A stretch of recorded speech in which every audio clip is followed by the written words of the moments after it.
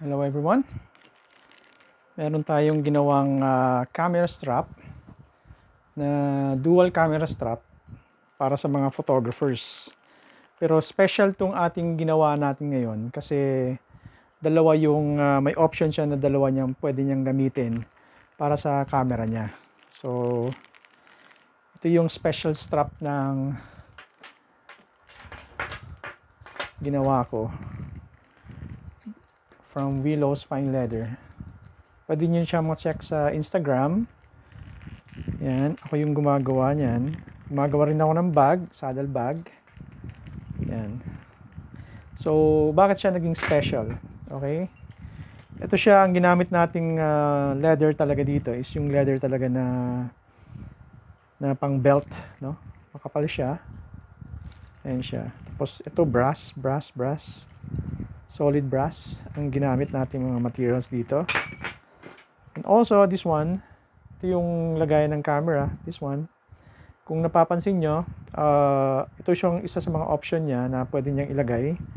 Ngayon, kung gusto niyo tanggalin yan, gusto niyo palitan, napapalitan siya ng bagong, ito pala natatanggal to. Ito yung camera protection ng strap na at least napapalitan na ilalagay niyo sa camera para just in case. Kung napapansin nyo, kapal yan.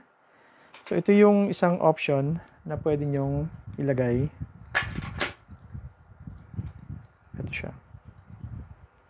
Ilagay mo lang yan dyan. Plus ito, ilagay mo to. Parang support na to eh. Pero ito yung ilalagay mo sa camera. Okay, tanggalin muna natin to.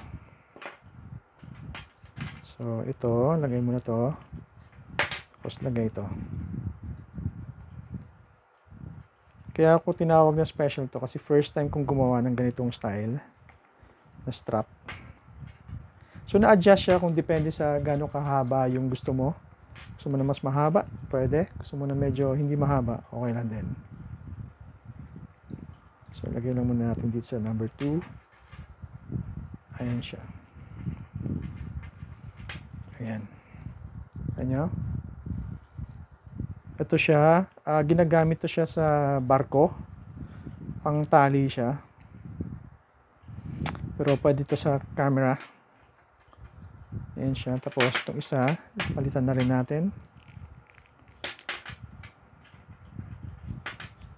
Special talaga to kasi first time kong gumawa ng ganitong style. At the same time, itong strap na to na dual camera strap, pwede siyang gawing single strap. Pakita ko sa inyo later. Palitan muna natin to. Yan. Tapos yung camera protection niya na additional na strap. Optional to kung ayaw nyo ng medyo sa gabal. Optional naman to, pwede nyo nang tanggalin.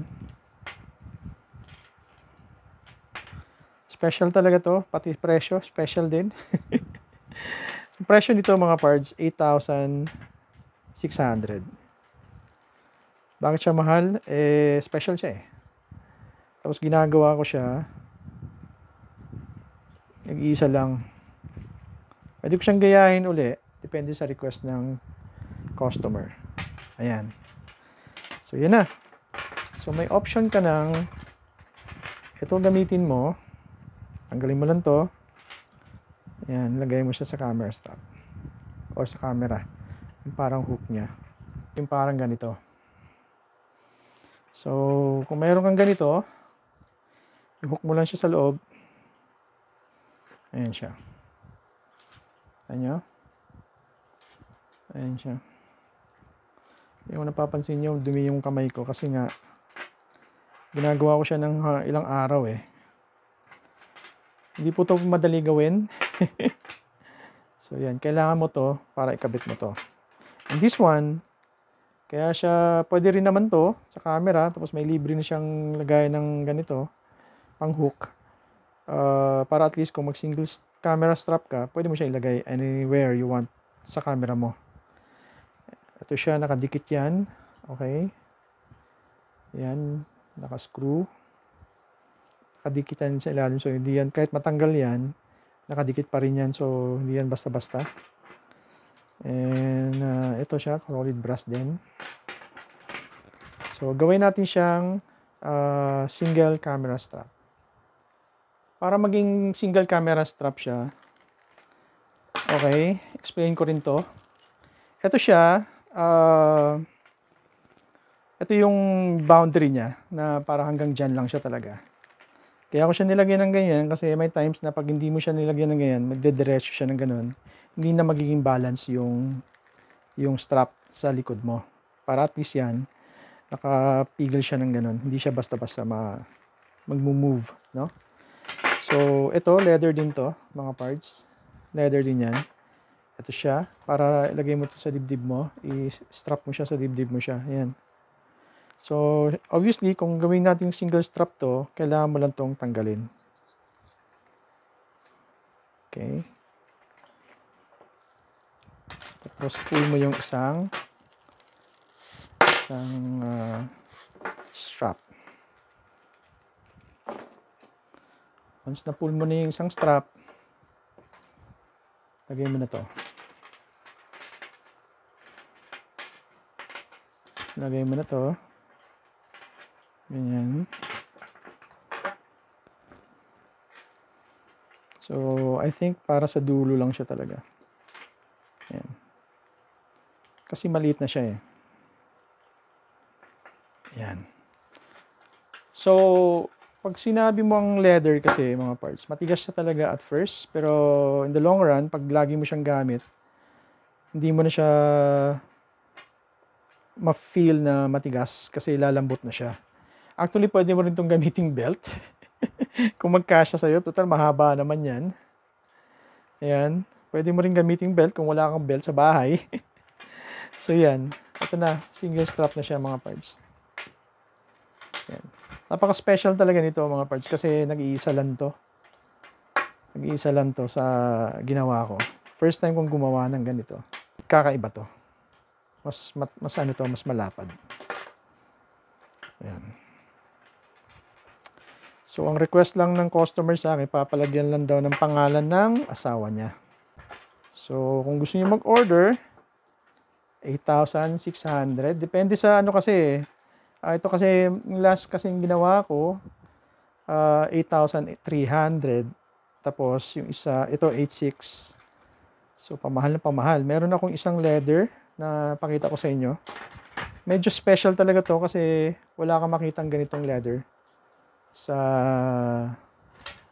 na ginagamit as camera strap.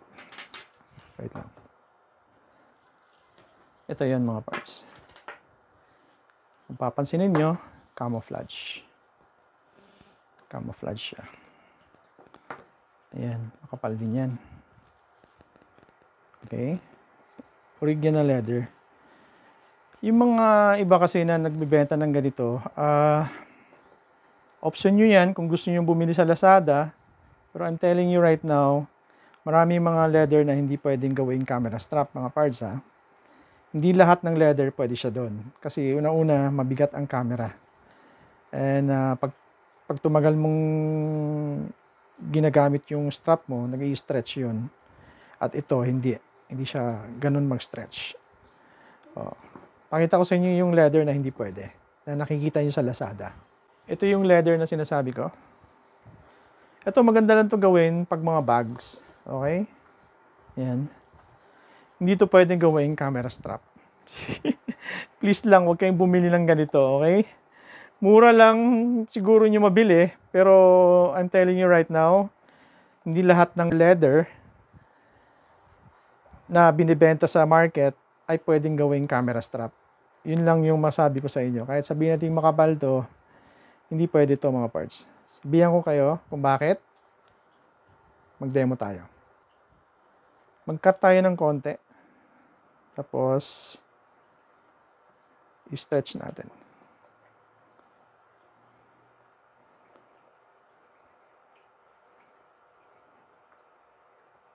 Ayaw. Cut na lang natin ng scissor.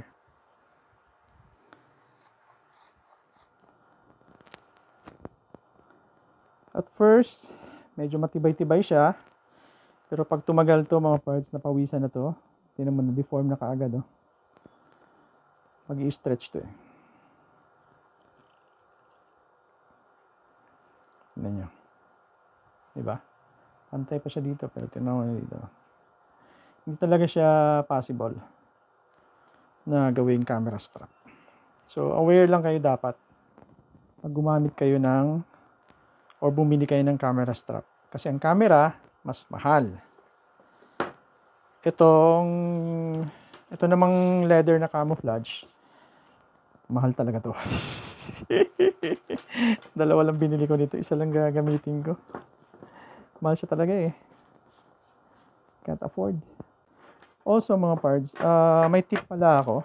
Kung gagamit kayo ng camera strap, kung sari nandito yung camera, huwag kayo mag-rest ng camera nakaganyan. Or nakaganyan yung camera nyo, tapos naka-rest yung kamay nyo, pababa. Kasi ito yung tendency talagang nasisira eh, this one oh.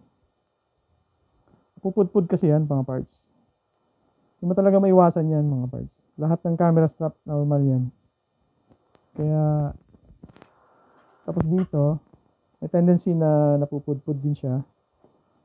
So, ang ginagamit ko minsan yung YKK.